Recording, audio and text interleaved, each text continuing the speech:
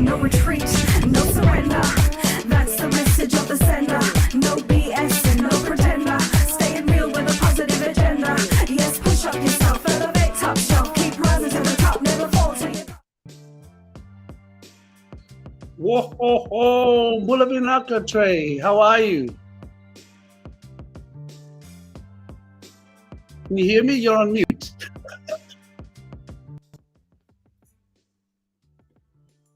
How are you? I'm good, thank you. You coming Good to be across back. okay? Oh, good to see you. Good to be back indeed. Well, greetings everyone and welcome back to VeiTalanoa 2022. Nisam bula binang na borong chuko mai. Kiroba bulatian yo Trey. Patike Sevu. Abina wale bina nomini sama chuko mai na kabendai. Also, welcome everyone. I just want to say hello to everyone who's tuning in from wherever you're coming in from. I'm coming to you live from the Blue Mountains in the country of the Darug and Gundan Gura people. So hello to you and thank you for joining us this evening. Now I'd like to introduce my co-host, the lovely MC Trey, Bulavinaka Trey. Bulavinaka, thank you for the acknowledgement. Proud to be joining you from the Darug lands of the Waimali clan.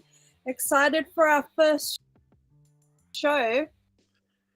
And you're a little road because, you know, I'm close to the Blue Mountains. True, you're in Darug land as well. Good to be here. Darug land, yeah, Darug land, but on the other end. On the Waimali clan. The clans are all the same. Yes.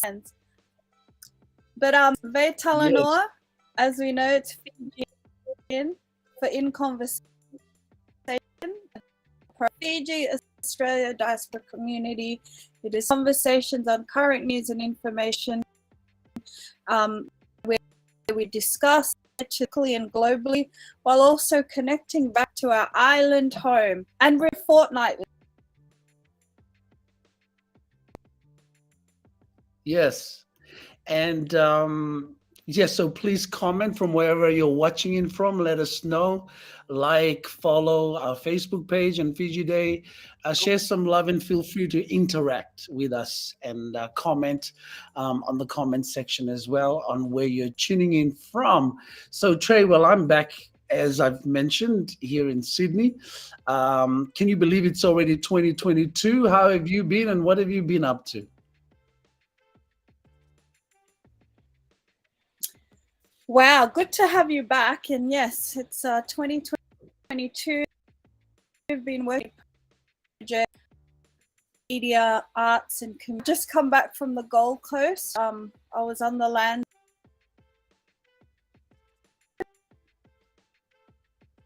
When land in the Gold Coast, they did an acknowledgement to country. The Jetstar speakers. Wow.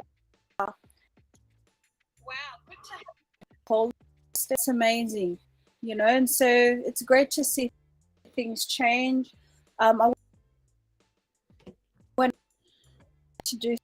We went out to this club called Club Havana. It's a commercial club, but surprisingly, on Saturday they acknowledge Waitangi Day. So Waitangi. So this is like, imagine commercial music and then hip hop, R&B, Afrobeat. Acknowledgement, and they start playing Māori music in the club. I was like, this is amazing.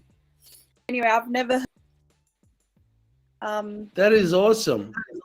Yeah, I mean, so you had a good time up there? Hey? You had a great time up there, it sounds like. Sorry? It sounds like you've had a great time up there. Yeah. It reminded me of our Fiji Day events, you know, when we'd share information in clubs and stuff. So I had fun. yourself, what have you been up to? Good to hear. Good to hear. Well, I'm back here in Sydney for a short little while and getting some work done, making sure that I'm covering all the things that I need to. So it's been full on. I've been back for a couple of weeks now, and so it's been fantastic to be back and to just get on with things, you know?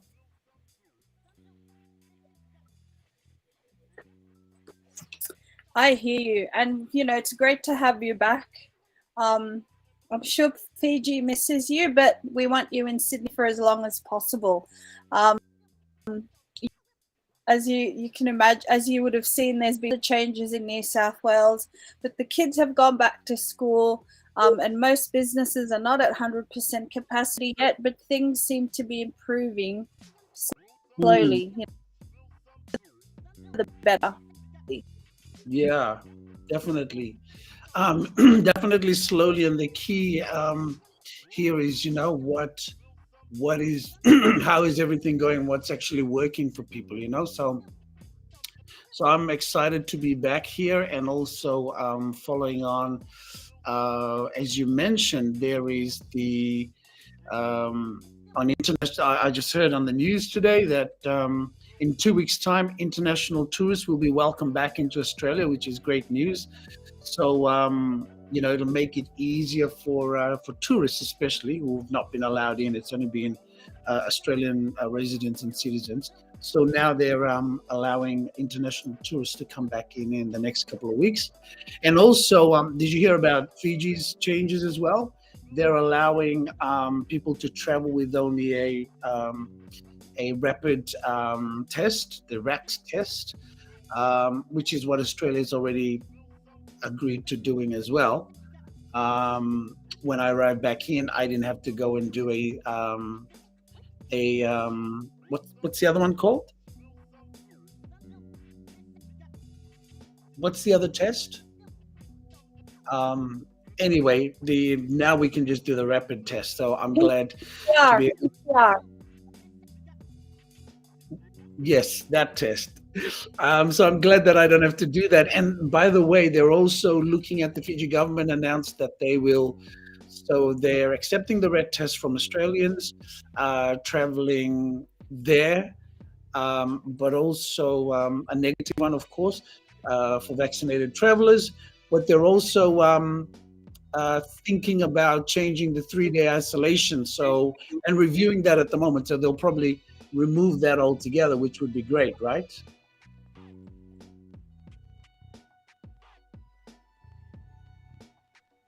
Can you hear me? Great. Good news. Yeah. You're a bit delayed over there, so we'll just Internet's a bit funky, isn't it?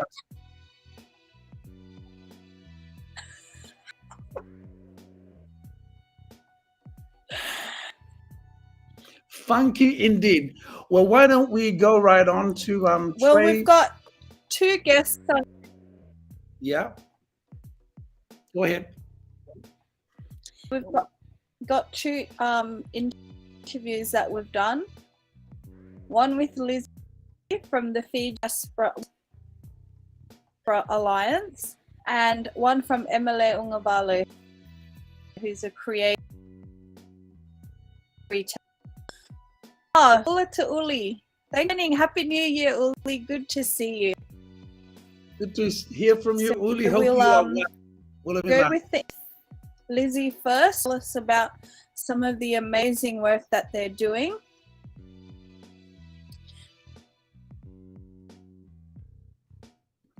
Right.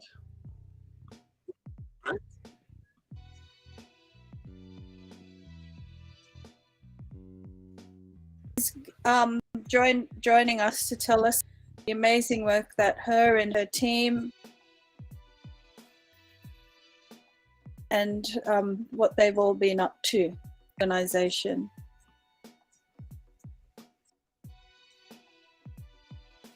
Excellent. We'll go ahead and watch Lizzie and the Diaspora Women's Organization.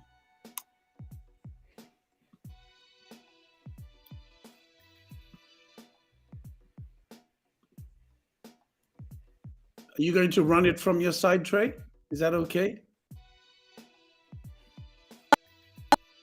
We're gonna. It's not loaded yet. Oh, So sorry about okay. the technical Well, difficulties. We're going to try and play it anyway. Yes, Bear please. with me.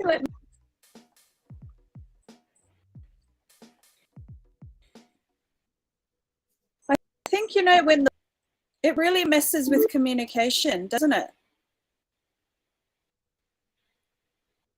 Yep. Okay. Fingers crossed. Responsibly, my name is Sevu Waqa with Women's Alliance. Before I begin today, I'd like to acknowledge our recognition to their elders, past, and recognize the continuing connection to land.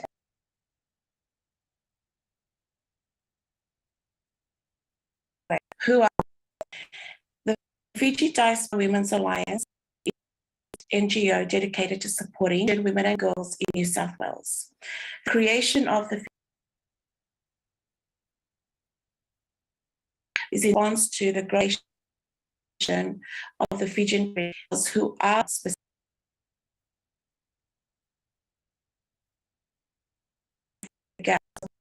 system.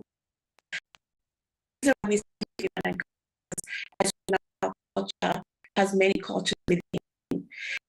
So we have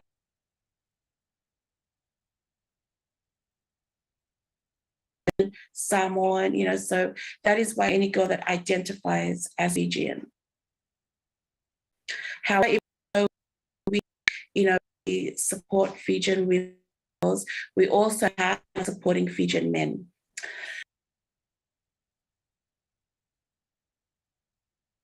Why is it important to have this organization in need?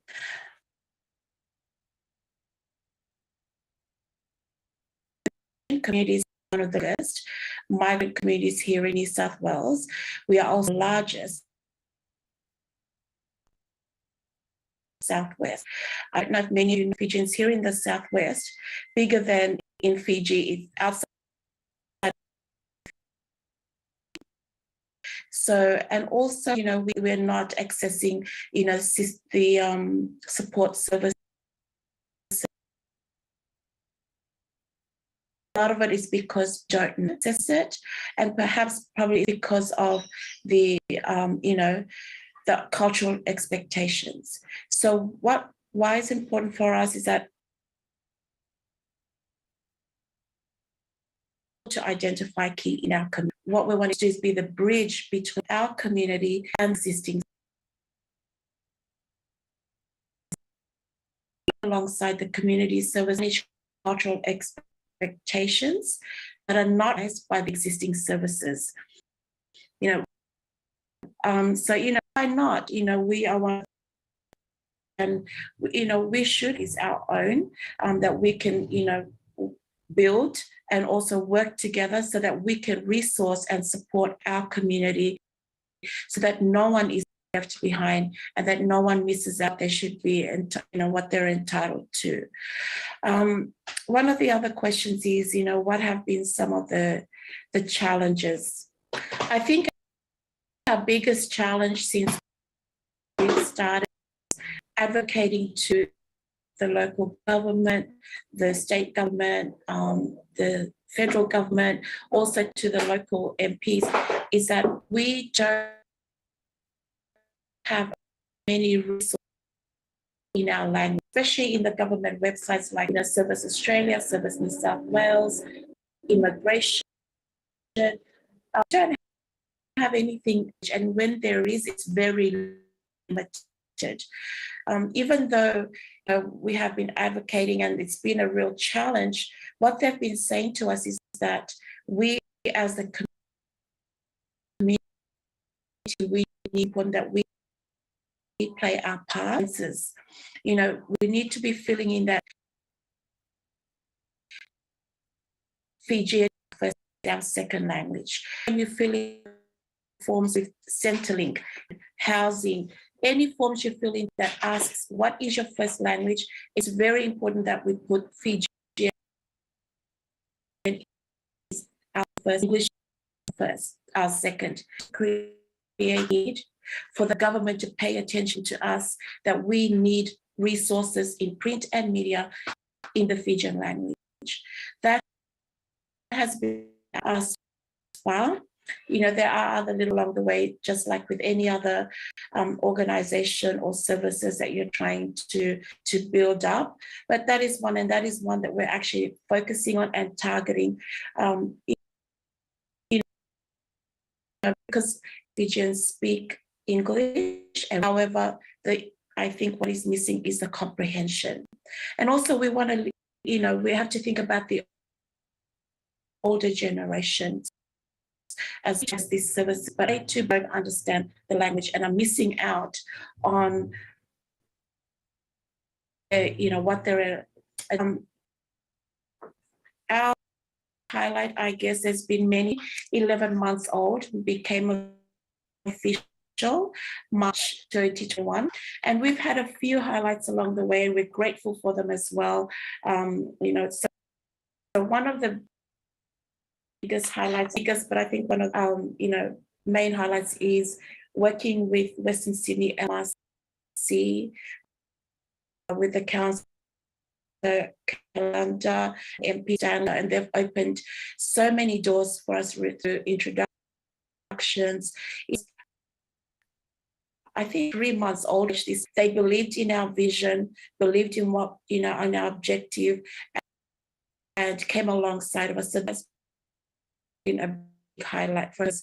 These people, they didn't have to do what, you know, work along, but they did, and they believed in us. I think also one of the highlights was during the lockdown of 2021, we had 34 Fijian families who were isolating due to COVID. And we wanted to support them in a practical way. As we know, when we have COVID, able to get to jobs or, you know, go and buy the things that we need. So we reached out to Councillor Kalianda, and we want to put a COVID community, but we just don't. We sort of have an idea what's needed. You know, information we got from your Selma, said, okay, give me, I'll reach back to you. In half an hour, she had all been with the Indian and our doctors, you know, pharmacists, scientists, wanted to meet with us and see what we were talking about. So that afternoon, gave them a list of what we thought would be needed in the COVID response pack. The chat, we can put this for you. We will also sponsor it for you, and we will also deliver it to your community members that are in need. Not now is it for the community member. Our response pack, which is sponsored by iPulse Sydney, is also for other migrant communities. So, you know, the Lebanese, Chinese, Vietnamese. So it's actually now being provided to other migrant community, you know, other migrant communities. So we are thankful for that, so that these professionals, medical professionals, came alongside of us, and we just pitched them something and were willing to sponsor it, and, you know, and now it's helping many other communities out there. I think another highlight that we've had thus far is that we have holders the Pacific Labour Scheme, soon to be the PALM scheme.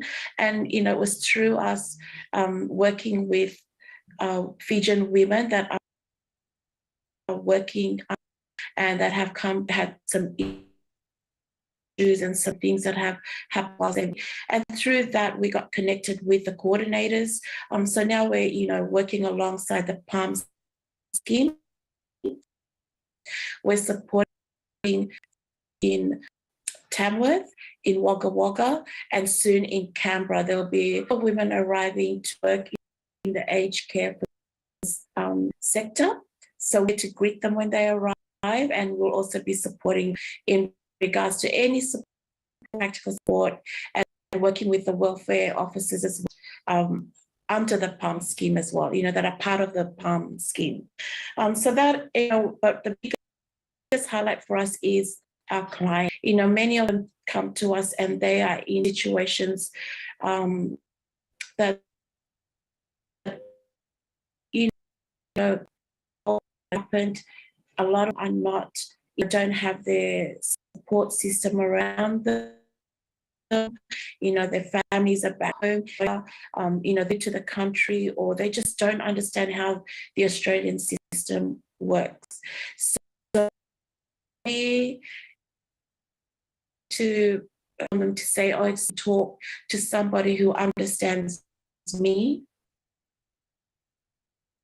and hears me, so that's, that is our biggest highlight. And just to see that they trust us, that we are able to support them, and to see that a glimpse of hope in the situation they're in. Also, just to go question that, was asked, why is it important? I actually forgot to. I'll just give you a case study. It's currently supporting a family who have been affected by domestic violence. They are very strict AVO, and the family have been in Australia for quite a while. We get involved with the police, it's overwhelming, it's stressful, so they were already being supported by a domestic violence that we refer to a Women's Alliance. And one of the things that the caseworker from the DV service said to us, they don't grasp the enormity of the AVO, we're concerned about. So once we got the referral, we reached out to the family and we went through the orders of the AVO. And because we understand the cultural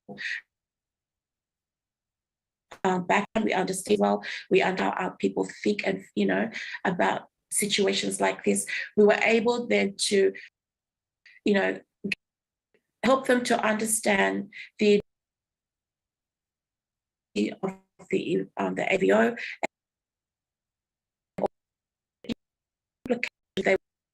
We had sat with them, gone through that, and support them in other ways. Now the family's engaging with other services, family like relationship, parenting, things like that, and it's really, eased the burden. It's all helped with understands the family dynamics in the Fijian community. This is why it's important, because we have expectations that are not by the existing services, not just the police, immigration services. We also, support families through working with other services, food hampers, struggle to get food on the table. So we're able to do that as well, We also advocate to the, many I do, support families that without whatever issues, just a support person, just to sit there, be a shoulder to lean on, and basically that's what we do in a nutshell. So this last question is how does page. We also have Instagram, and we find that's how a lot of people are contacting us. It's much easier. Just send details and we will call you.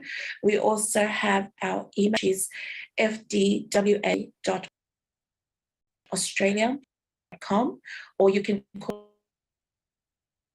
us on our mobile, which is 426 089 755. Contact us and we will get back as soon as we can. Even if you have any questions,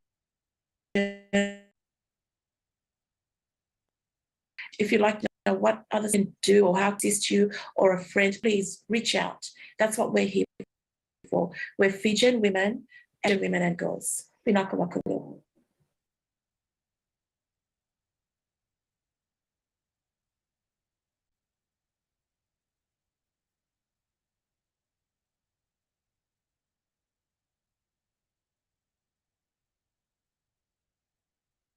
Let me take myself off mute. Great interview there with Lizzie from the Fiji Diaspora Women's Alliance. Sorry we're having internet connections on that particular video, but we thought it was important to just continue to run it and highlight. And we'll post that video up separately as well, Trey, just so we can make sure that people can watch that properly. Some really good points that she had covered there. And we just want to acknowledge Lizzie and the team on the great work that they've been doing on the ground in Sydney, New South Wales. And of course, they're open to assisting all Fijian women and girls here in Australia. So just want to acknowledge them for their work through the COVID response. We very much partnered with them to be able to get information out and to see their great work in reaching out and supporting families was fantastic. Secondly, their current work as well with the Pacific Labour Scheme, as she mentioned. That's important work there because a lot of our people are traveling in from Fiji and they've been able to support that. So there she is. Christine, good to see you on here. And thank you for joining us and thank you for that conversation. So if you want to ask any questions directly to Lizzie, to Christine, I know her as Christine, others know her as Lizzie, she's known as Lizzie, so we'll take both, I suppose, Christine. If you want to post up as well, again, the phone numbers and the contacts for the organization, the links here on the chat and for people out there. Now, the other thing just to mention was the importance of the work with women coming in on the labor scheme to work here. Really, really important for them to feel that they're supported. There's the resources required around being in Australia around this COVID times, having health information and the health order and communications that are coming through being explained in Fijian is really important. That's one of the things that we recognized through this pandemic was the importance of being able to translate. Why? Because you're breaking it down into, yes, we may understand English, but for some of our people, English is a second language, and the level of English, when you're talking about health orders and legal terms and medical terms, it's important that that's able to be translated into language. So appreciate all the work that the Christine, Lizzie, and the team are doing around this. Yes, Christine, so if you want to add your contact details on there, that would be greatly appreciated as well. And also important that you mentioned there, Lizzie, was around the domestic violence support work. I thought that was really good to highlight, and because our approach to these and how it is viewed and seen in our communities is very different. So I'm glad that you're doing work and support around that, and you're also providing resources and having this conversation, having this dialogue around this, because some of these behaviors around domestic violence is normalized, and it's important that it is discussed, and that especially in the society where we're living in now, there's a lot of support here.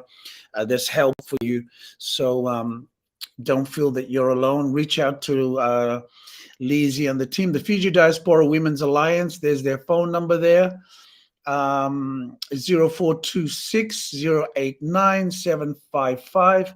And also there's an email address there for edward.australia. fdwa.australia. And that stands for the Fijian Diaspora Women's Association Alliance. So fdwa.australia@gmail.com, or via their Facebook page and also through Instagram. So thank you so much, Christine, for responding to that. Now, Trey, did you want to add anything on to that before we go on to the next interview? It's already 8 o'clock. Can't believe it's going so quickly.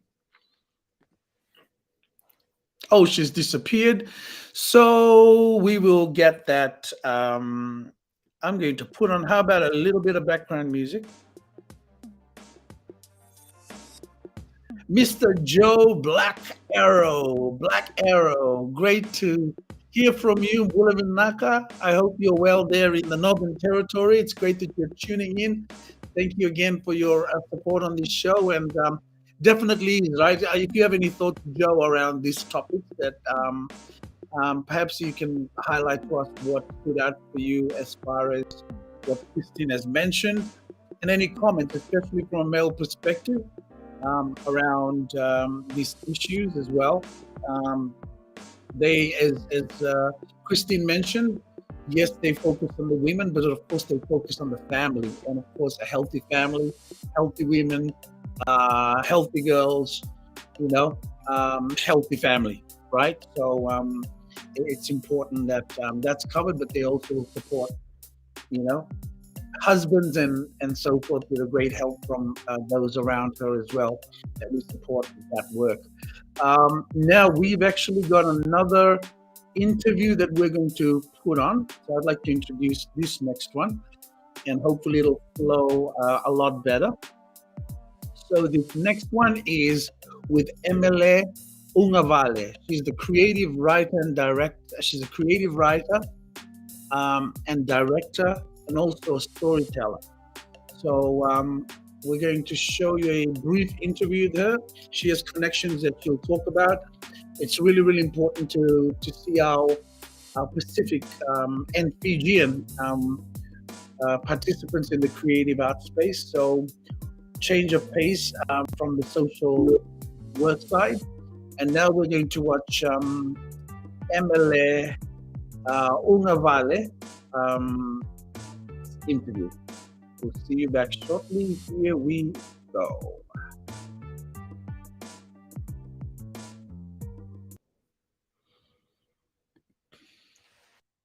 Ni tombula ke toku ingoa ko Emile Ungavale, ko oku matua ko lehina mai nukunonu, ko tokilao, ko toku tamana ko amoiha mai te umba I huitsi, nanungu koro ni soni veo to te umba. So, hi everyone. Yandra, good morning, good afternoon, wherever you are in the world.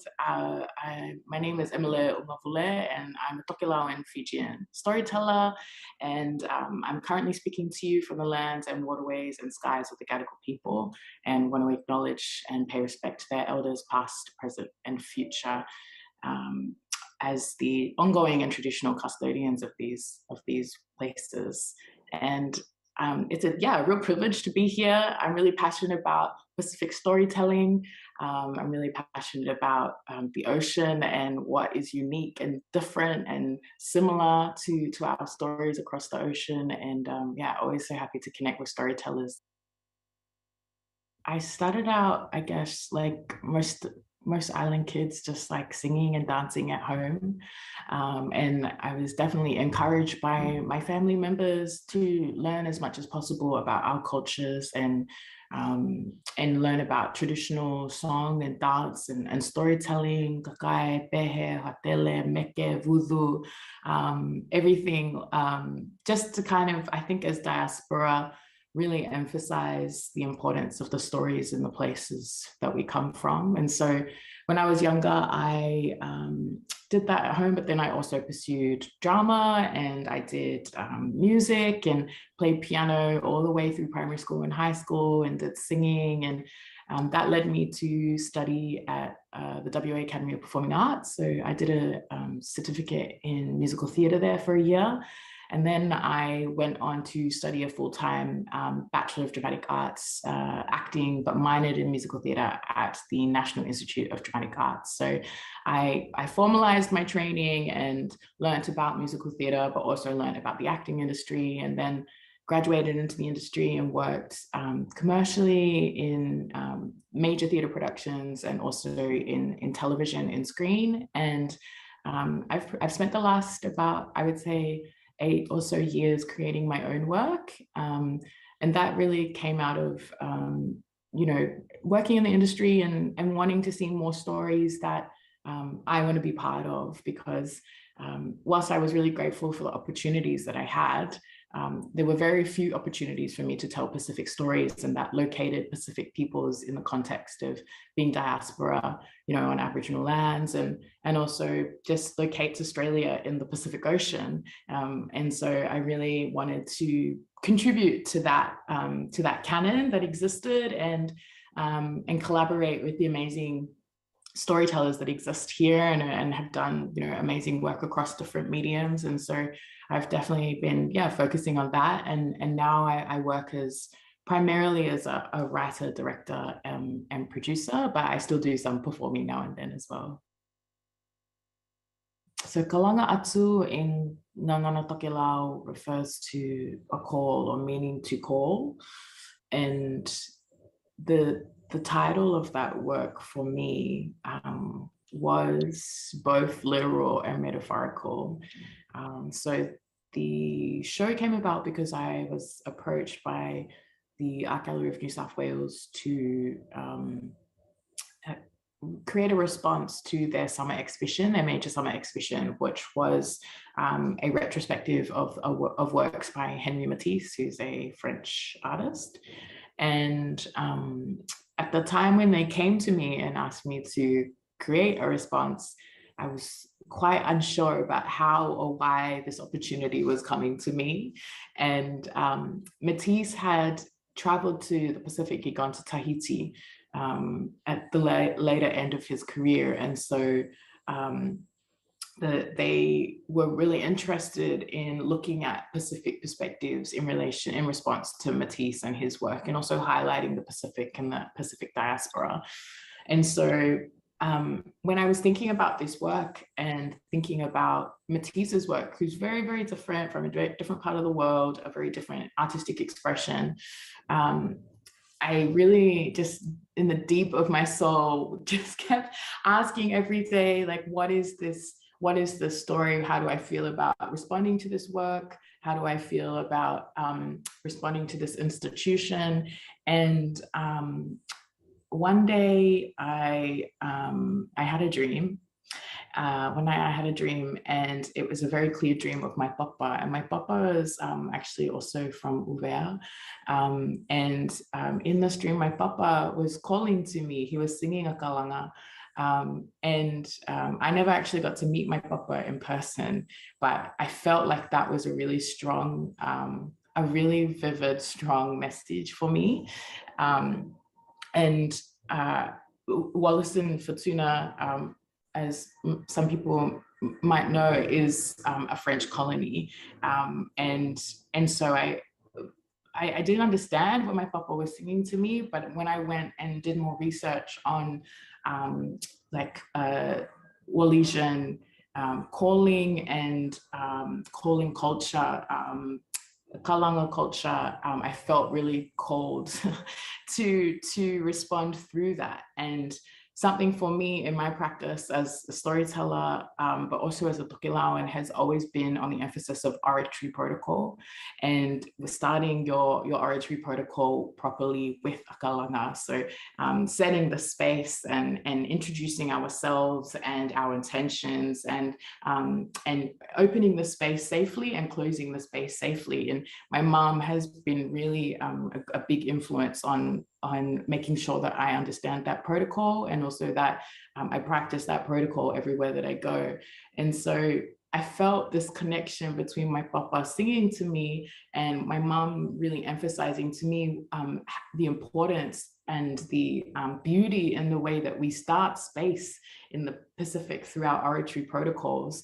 And I thought, that's where I want to start. So I decided the focus for me was about Pacific people and the way that we talk to each other and the way that we call to one another from across the ocean. And so I created this work, which would be, I guess, similar to this form called choreo poem, which was coined by Tazake Shange, which is poetry, it's music, it's movement, But it has this added element of a community chorus coming in and performing as well, which is something that I've developed more and more in my practice, is finding ways to bring together my contemporary creative expression and my interpretation of our stories, and also our community practices and community groups that really practice traditional storytelling and do that really well. And for me, that's a way to acknowledge that I am nothing without those community spaces. My professional practice doesn't exist without those community groups, because they're the groups that I go to. That's my family when I'm not practicing, you know, and they sustain me and I sustain them. So in this work, I was able to bring together five artists. Jess Paraha, who's Ngati Hine, she's from Aotearoa. Tommy Misa, who's from Samoa. Luke Curry Richardson, who's Kuki Alanchi, Butchula, and Miriam Merman. And then Malia Letuafa, who's Samoan and Tokelauan, and then myself as Tokelauan Fijian. And the composer was Naire, who's Papua New Guinean, and our movement director, choreographer, was Xavier Breed, who's Samoan. So it was and our lighting designer, Sam Amber Silk. So it was a full team of artists who are from Oceania, and each of us embodied both our islands, but also the stories of siblings across the ocean. So I wrote it as though each of the siblings actually were also speaking through being their siblings in terms of migration across the Pacific. So our youngest sister was Taina from Aotearoa, and our oldest sibling was Bala from Kukialangi and Butchula country. So it was a mix, I guess, of a lot of things. But the priority and the focus and the intent was just about celebrating the joy of Pacific people, and that being a form of resilience and a form of strength for us. And yeah, just wanting to highlight that in a space that is very new and very foreign to us, that this like big art gallery of New South Wales, trying to make it as much as possible our space on our terms.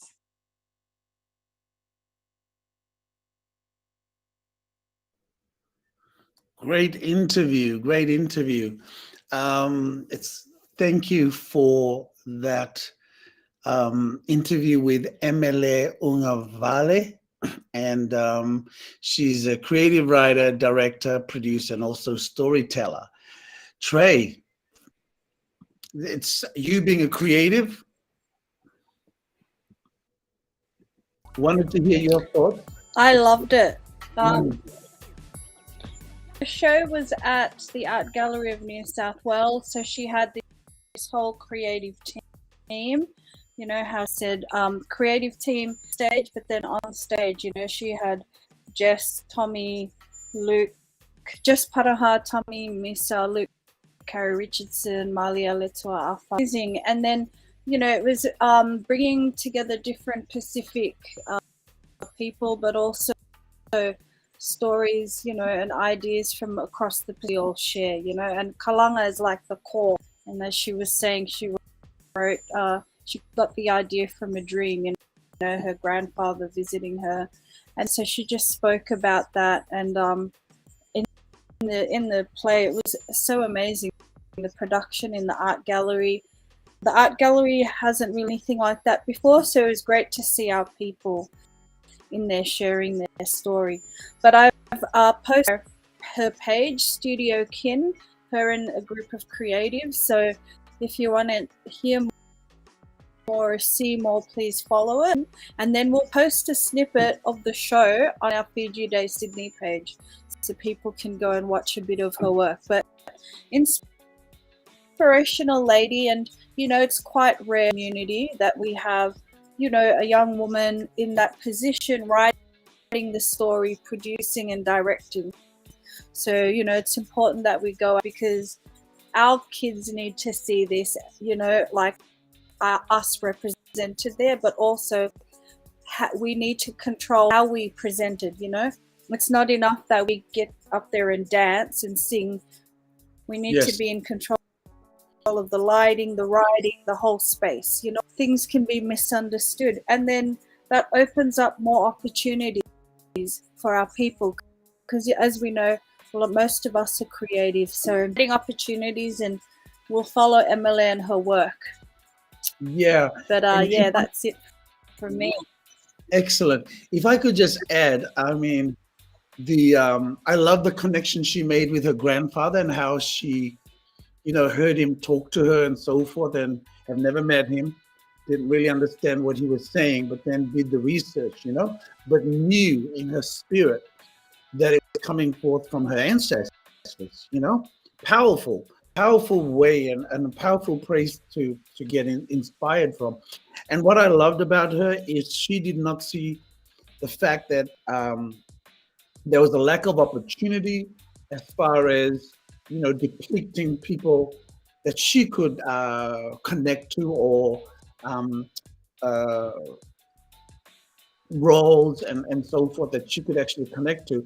It's wonderful to see that was a barrier, yes, not seeing that, not seeing yourself in that reflected, but then she chose to then create the opportunity for herself and for others by then writing, producing, and doing all this. Bravo to her.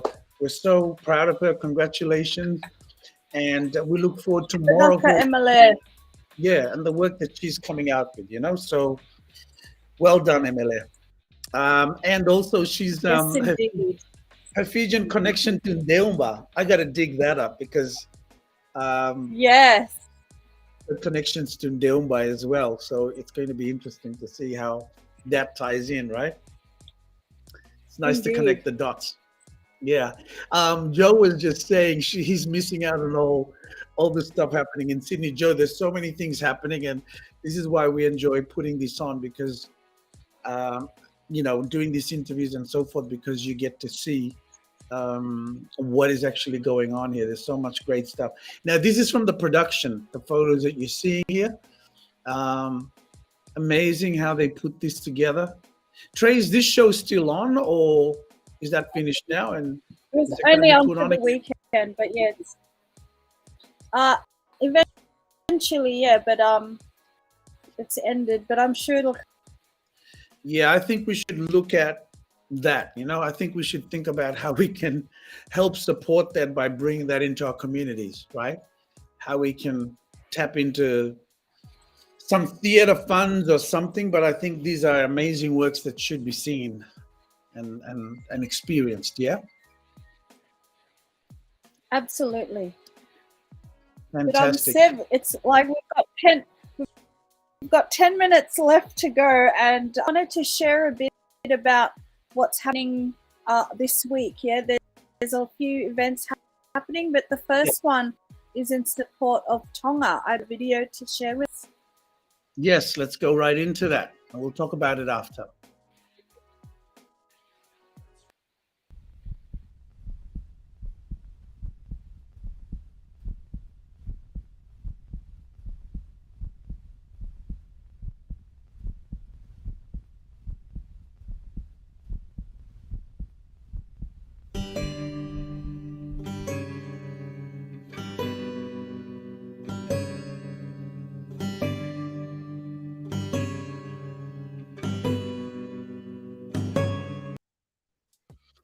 Excellent. So that is, as we all are aware, the Kingdom of Tonga was recently hit by the underwater explosion of the volcano, which then caused tsunamis that then swept through Tonga, Fiji, Samoa, neighboring countries within the Pacific, Wasa Pacifica. And so we all understand the disastrous effects of this. As far as Tonga, it looks like it's been flattened, especially where it hit hard. The amount of damage that's occurred, the devastation there, houses being lost, livelihoods, crops. So many of that has been affected, and it's really, really important that we do what we can as well to support our Tonga families. and of course what's happening from the other islands in the Pacific that's been impacted by that. But there's a fundraiser that we've just seen the clip of, and that is called United for Tonga. It is being organized by FENU, the director of FENU, which is Mele. FENU is a skincare product that comes out of the Kingdom of Tonga. Beautiful products. But Mel has actually had the encouragement and endorsement from the Kingdom, to also from the High Commissioner's Office for Tonga, the Princess. And so this event is being hosted.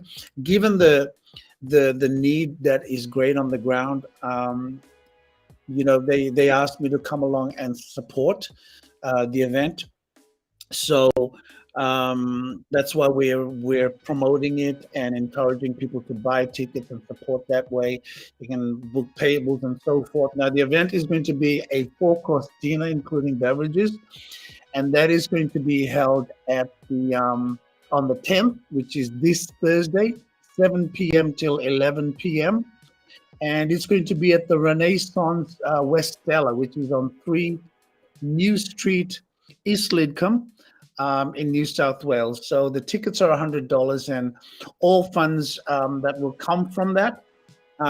West Stella is also a partner in this event, so we're grateful to the venue, which is a beautiful venue. We're going to have a beautiful dinner there on Thursday night. There'll be entertainment as well, but given the nature of the event, there won't be any bands or dancing, but there will be entertainment. There'll be performances. Trey, thank you. You've just posted up the Eventbrite link. If you want to purchase tickets to the event, please feel free to click on the Eventbrite link there, which gives you all the information. You can purchase tickets directly from there. And there's also tables of 8 per table if you'd like to look at doing that directly. Second to that, there is also Pacifica World/event. You'll also find out more details on the Pacifica World platform on the event with all the details. There will be obviously taulungas being done to fundraise, some beautiful performances, music performances. It'll be a very inspirational evening. There'll also be a silent auction, and there will also be a raffle that's being run on the night, or several raffles. So right now that's been put together, and we're thankful so far for the tremendous support that's coming in from the community. There are limited tickets, so you need to grab those tickets quickly. They close tomorrow evening, which is Tuesday evening. The ticket sales will actually close. So please make sure you let everyone know, support, book your tickets, pay online, and contact me as well if you need to find out more about it. And happy to share more information with you on there. But the links are already put on there. Now, Trey, further to this, one of the important things to highlight as well is about donating responsibly. And this is actually part of a global work. And this has been going on for a while, but it's about educating us to donate more responsibly. And there's a couple of things that we just want to cover off for that. And given the Tonga situation, you know, in the past we would pack up containers and send a lot of things.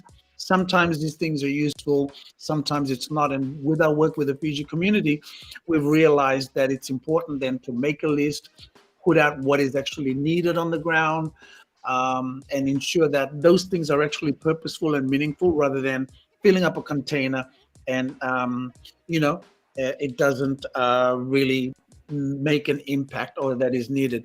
So one announcement Ends up in landfill. And you're going to cover some points about that shortly, but I just want to announce that there are 2 containers that are available for donation, but we want to be mindful of how people can actually donate for that. That's been donated by Racer Freight. And so for those that are wanting to donate, and we'll share more information about that. But why don't you go into some of the points about donating responsibly, Trey? this program, Donate Responsibly. It's a campaign, an international campaign to reduce, the waste on the island, but also is what they receive. So that, they say, ask 3 questions. Is the donation appropriate? Do the goods match the needs on the ground? And will sending these goods do more harm than good? So think about, because they know on the ground what they need. We just resource them with the funds. But, then it also helps the local economy. And the other thing is she will send out a list. So the government of Tonga will have a list, of the immediate needs, which is usually the medical stuff. It's, but I'm not familiar with the current list, but, the government will have a list that, for us to access. So we have a website here, if you want to learn more about Donate Responsibly, donateresponsibly.org is the website. So, they say cash is usually the best thing. But if you can't, there's other ways. Because there's one happening this Thursday. So, that there's some info, and we'll continue to share links from the Donate Responsibly to the fundraiser that's happening this Thursday in Lidcombe. So looking forward to that. Our time really is flying, isn't it? Excellent. I'm just going to post up the Donate Responsibly website for people to. I just wanted to. Sorry, go on. Go ahead. Oh, sorry. Yep, you're posting the Donate website. So a good reminder. So that's good questions for us to ask before we fill those, especially Tonga, limited land mass. So we want to reduce the rubbish on that island. Yes, exactly. And think about cash donation is the best way to help. Thinking about immediately, cash doesn't sit in the port waiting to clear customs. Cash donations can immediately be used, whatever the need is, right? So it's an important thing to consider. And as you've already mentioned, and in this case with Tonga, this fundraiser is aimed at raising funds so that it can go to purchasing things on the ground there or supporting things that is needed on the ground there. Yeah. Yes, indeed. So we look forward to hearing more about that and the updates from Tonga. 2 other events that are coming up. I just wanted to mention the high-level rugby sevens, which is on this Saturday, 12th of Feb at Northford Park in Chester, or just search on Facebook, high-level rugby sevens in Sydney. So great comp and, local community together. Also, this is an event coming up with the Fiji Diaspora Women's Alliance. So it's a vigil that will be held on the 17th of April, Big Park, supported by Western Sydney Migrant Resource Centre and the core services. So basically, this is a candlelight vigil to commemorate the lives that have been lost to COVID within our Fijian community. Prayers, with families that are, still in mourning and that have lost people in COVID. So that's a vigil that everyone's welcome to attend, just to share space and, to also support. So we'll share the flyer for that as well. Just speaking of support, you can go to the New South Wales Council Committee's Facebook page. They launched a Hope Toolkit last week with the collective. So these are resource-specific communities in New South Wales through the pandemic and through disasters. So we'll have more information show. And also for other support, check the Fiji Diaspora Women's Alliance page. But also if you've got young people that need mental health support, Street University, I work there 2 days a week. So feel free to the page for any question if you think, need support with whatever it is, and we can link you directly to the support. So that's it for me. Over Awesome. Thank you so much, Trey, for sharing those resources and the events that are coming up. I think, Joe, you should make your way down here for the Tay Level 7s this weekend, huh? That would be a good thing. Give you a little taste of Sydney, and then you can go back. And all those out there. So Tay Level 7s is on this weekend. And of course, the Women's Diaspora Group's event that's coming up in the next few weeks as well. Now we are going to wrap up now. We are going over time. So on that, we wanted to end with something different. So we wanted to call this ending part Wakanananu. So Wakanananu basically, Wakanananu, that's right. That means, you could be thinking about thoughts and ideas. That's what Wakanananu means, your thoughts and your ideas. And this is a good opportunity for us to end on a note of positivity and share something that we've been thinking about that we'd like to share with the group, and we can use that as to end the show with. And you're welcome to share your thoughts as well. Nanomani Wakanananu ni renibita mai and Facebook. The chat. Meron ni ndabiwa sa ita kang balatanon na Wakanananu kina sona kambaganda rin da wase viwa sa ikina. So Wakanananu, here we go. Trey, why don't you end with your Wakanananu, your thoughts and ideas and inspiration for the week? My Wakanananu, take it easy. It's February. We're still, going through this pandemic day by day. Look after yourself and ask for help if you need. I know I do all the time now. I never used to. But that's it from me. Thank you. And, apologies for my internet. I will get it sorted for the next one. Take care. God bless. More there. Vinaka, Trey. Vinaka for that. I want to share a photo with you. This is what I did today. I wanted to share this because it's about self-care as well. So this is my trekking today on the Blue Mountains. I'm coming to you from the Blue Mountains. I had the privilege of doing this trek today. Beautiful day. Had a beautiful swim. It was freezing cold in below, which I will show you. There's me in the waterfalls, Trey. Don't go chasing waterfalls, but I'm chasing waterfalls today.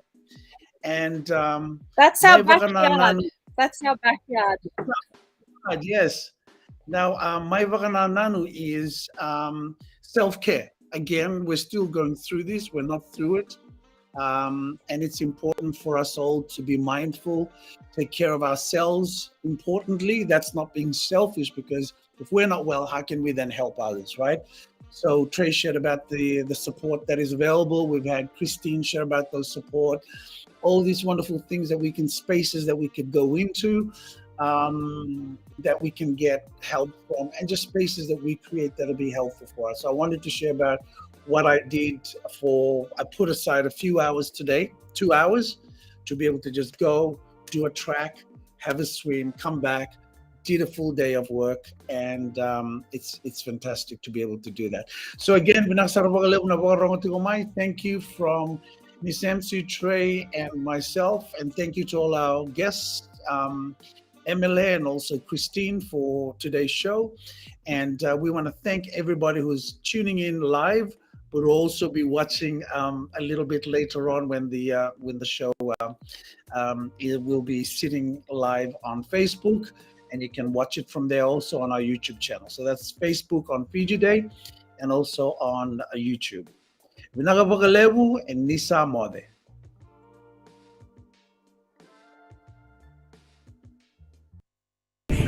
No retreat.